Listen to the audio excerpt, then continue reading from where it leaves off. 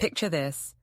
She brings you coffee in the morning, kisses your forehead, asks about your day with genuine concern. The same woman who came home at midnight 3 times this week. The same hands that delete text messages now fold your laundry with care. You feel confused, grateful, guilty for doubting her. That confusion, it's not an accident, it's a strategy. The small kindnesses become a leash around your heart, keeping you tethered while she explores other options. Because the cruelest trick isn't the affair. It's making you feel guilty for wanting your life back. This isn't about revenge or anger. This is about recognizing 7 psychological traps that keep you paralyzed while she continues her double life. Each one targets a different part of your mind, designed to keep you questioning yourself instead of questioning her behavior. If you value truth over comfortable lies, hit that like and hype buttons immediately. Subscribe to this channel and tell me in the comments what city you're watching from. I want to know where my strongest, most aware men are tuning in tonight. The "I'm so scared for you" play. She stops making this about the relationship and makes it about your mental health. "I'm worried about you," she says after you mention leaving. "You haven't been yourself lately. Maybe you should talk to someone before making big decisions." Notice the shift. Your desire to leave becomes a symptom of instability. Your clarity becomes confusion that needs fixing. The psychology is brilliant. She plants doubt about your own judgment while positioning herself as the caring, rational one. You start questioning whether your anger is valid or if you're overreacting. She mentions stress, suggests you're not thinking clearly, implies you'll regret this choice when you're better. Watch for sudden health concerns about you that coincide with relationship tension. She'll mention your sleep patterns, your mood changes, your work stress, anything to make leaving seem like a cry for help rather than a logical choice. She brings up that time you got angry too quickly, that week you seemed depressed, that moment you forgot something important. Everything becomes evidence that you're not stable enough to make relationship decisions. She might suggest therapy, but not for the relationship, for you. She'll research depression symptoms and casually mention how they match your recent behavior. She'll express concern to your friends about your episodes or your dark moods. The message is clear. The problem isn't her actions, it's your reaction to them. She becomes the concerned caregiver. You become the unstable patient who can't see reality clearly. This tactic works because it makes you second-guess your most basic instincts. When someone you trusted turns your justified anger into a mental health concern, you lose confidence in your own perceptions. She's not just deflecting blame, she's making you doubt your sanity, and if fear doesn't stick, she moves to sorrow. The permanent victim act. Now she becomes the wounded one. Every conversation about her behavior turns into her pain. You bring up lies, she talks about feeling attacked. You mention trust, she mentions feeling misunderstood. Your legitimate anger gets twisted into you being cruel to someone who's already suffering. This works because guilt is stronger than anger for most men. The moment you see tears, your protective instincts kick in. She knows this. Those tears aren't always fake. She might genuinely feel bad about getting caught, about having to manage the situation. But timing those emotions, that's calculated. Notice how her breakdowns happen right when you're building momentum to leave. How she gets quiet and distant, then sighs heavily when you ask what's wrong. How she says nothing in a way that clearly means everything. How she mentions feeling like she can't do anything right, like you hate her, like she's walking on eggshells. You become the aggressor for asking reasonable questions. She'll reference past hurts, childhood trauma, work stress, anything that makes her current behavior understandable rather than inexcusable. She positions herself as someone who needs protection, not confrontation. Your role shifts from betrayed partner to potential abuser, and that shift paralyzes your ability to act decisively. The victim act includes physical symptoms too. Headaches when you want to talk, feeling sick when you mention counseling, panic attacks when you discuss separation. Her body becomes a weapon against your clarity. She might stop eating, claiming she's too upset. She might have trouble sleeping, mentioning how your coldness is affecting her health. The genius lies in how she makes your natural response to betrayal, anger, suspicion, emotional distance, look like cruelty toward an innocent victim. She reframes the entire situation so that confronting her becomes attacking her. When pity runs thin, she will weaponize memory next. The memory trap, nostalgia weapon. Suddenly, old photos appear on the kitchen counter. She mentions the vacation where you both laughed until your stomachs hurt. She brings up the night you first said you loved her, the morning you bought the house, the day you talked about growing old together. She's flooding your brain with evidence that this relationship was real, is real, could be real again. Nostalgia hijacks rational thinking. Good memories feel more significant than current pain because they're complete stories with happy endings. Present problems feel temporary and fixable when compared to years of shared history. She's counting on you to value the past more than the present reality. The photos aren't coincidence. Neither are the sudden mentions of shared jokes or inside references. She's timing these memory bombs for maximum impact, right after arguments, right before difficult conversations. She'll wear the shirt from your honeymoon, cook your favorite meal from early dating days, reference songs that used to be yours. Every trigger designed to make leaving feel like destroying something beautiful. She might create a scrapbook or photo album suddenly, claiming she was organizing old pictures. She'll mention plans you made together that haven't happened yet. That vacation you talked about, the retirement dreams, the grandchildren you'll never have if you leave now. She's making the future feel like a betrayal of the past. Watch how she uses anniversaries and meaningful dates. The approach becomes strategic. She'll plan something special for your wedding anniversary, right when the relationship is falling apart, not because she values the marriage, but because she values your guilt about potentially ending it.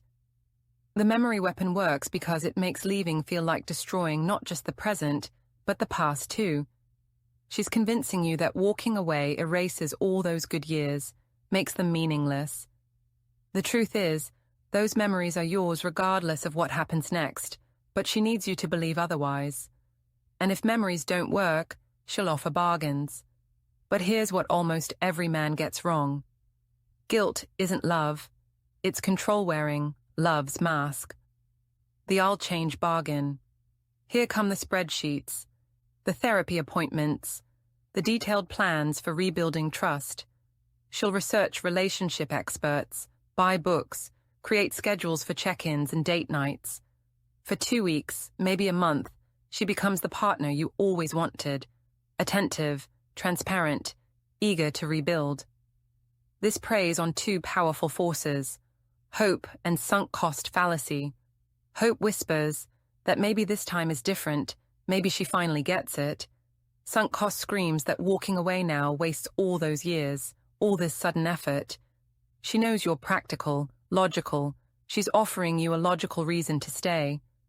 But watch the timeline. Real change takes years, not weeks. Intensive effort followed by gradual decline is classic manipulation. The therapy sessions get rescheduled. The transparency tools get forgotten. The enthusiasm fades as soon as your exit talk stops. She'll download tracking apps she never opens, buy self-help books she never reads, make promises she can't keep because she doesn't understand why she broke them in the first place. The change performance includes over-the-top gestures, love letters that feel like business proposals, detailed schedules for quality time that feel more like work assignments than romance.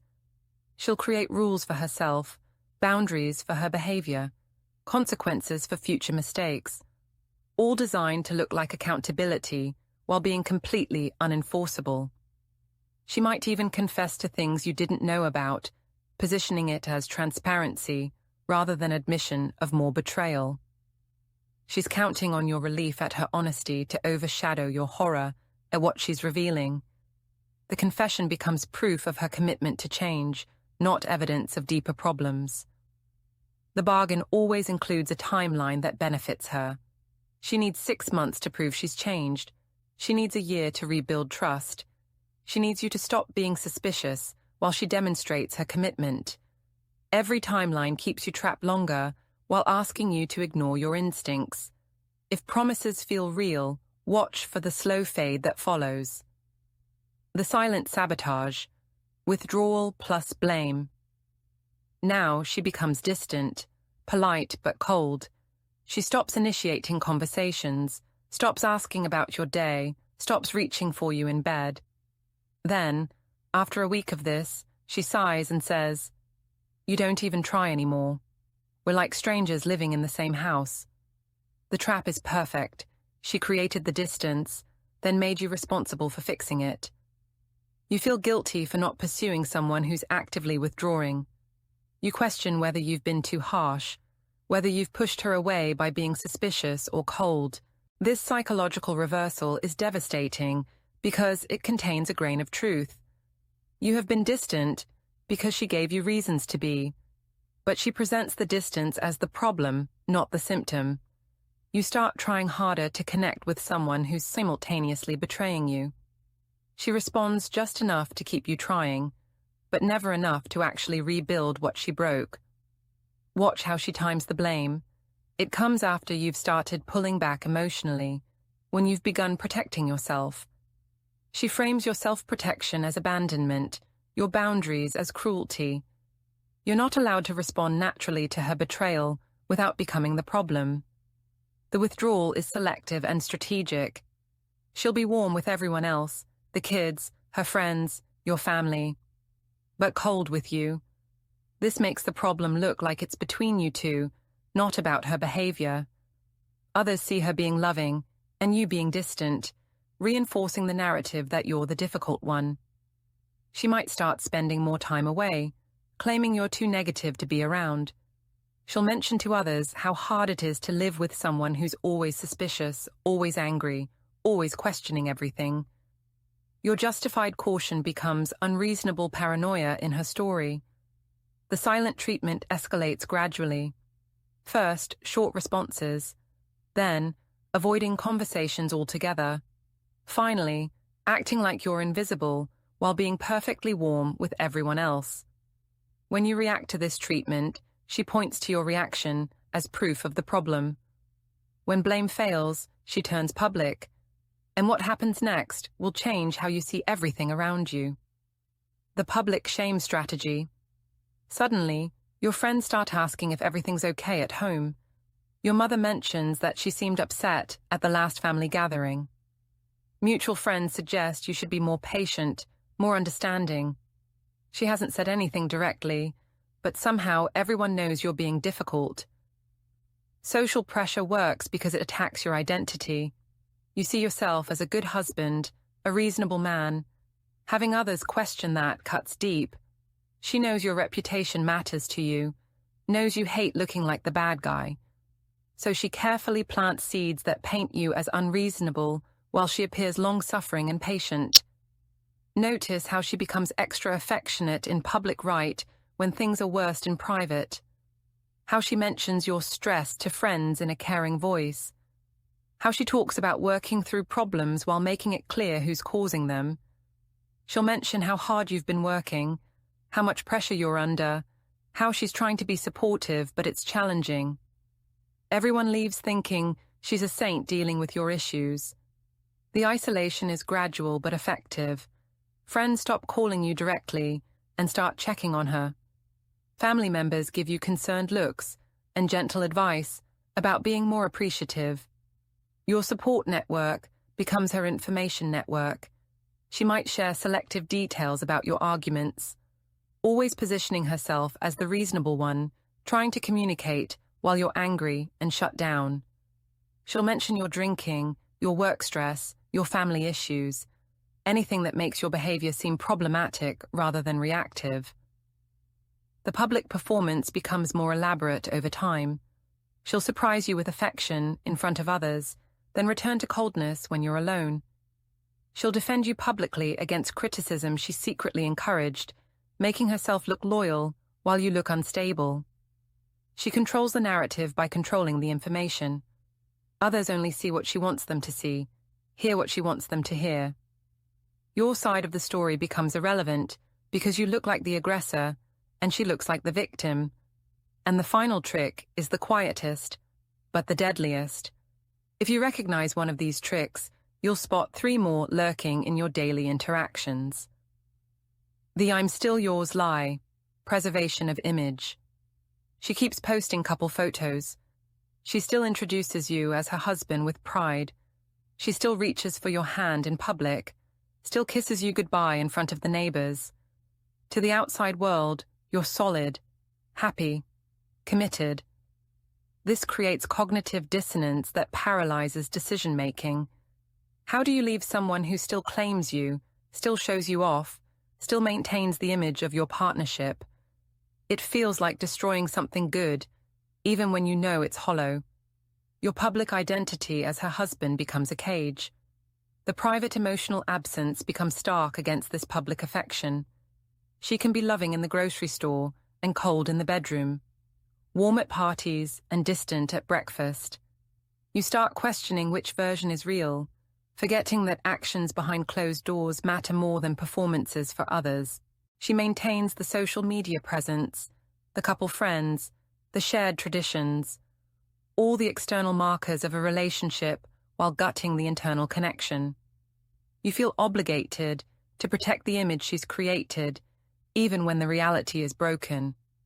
Breaking up means admitting to everyone that the happy marriage was a lie, and she's counting on your pride to prevent that admission. The image preservation includes future planning that feels real but means nothing. She'll mention vacation ideas, talk about holiday plans, discuss home improvements as if everything is normal. She's creating the illusion of a shared future while actively destroying the present. She might even talk about you positively to others, praising your work, your character, your role as a father or husband. This public loyalty makes questioning her private betrayal feel ungrateful and paranoid. How can you doubt someone who speaks so well of you to others? The preservation becomes more intense as the private relationship deteriorates. The worse things get behind closed doors, the more perfect the public image becomes. She's overcompensating for the reality she's creating, using the image as evidence that the reality isn't real. Because image costs you more than truth, and the most successful manipulators know that the best lies are wrapped in just enough reality to feel believable. Most men think guilt proves care. It often proves manipulation. If you feel weighed down by kindness that comes with conditions, ask yourself, who benefits from my staying? Because sometimes the kindest voice in the room is the one that wants to keep you trapped longest.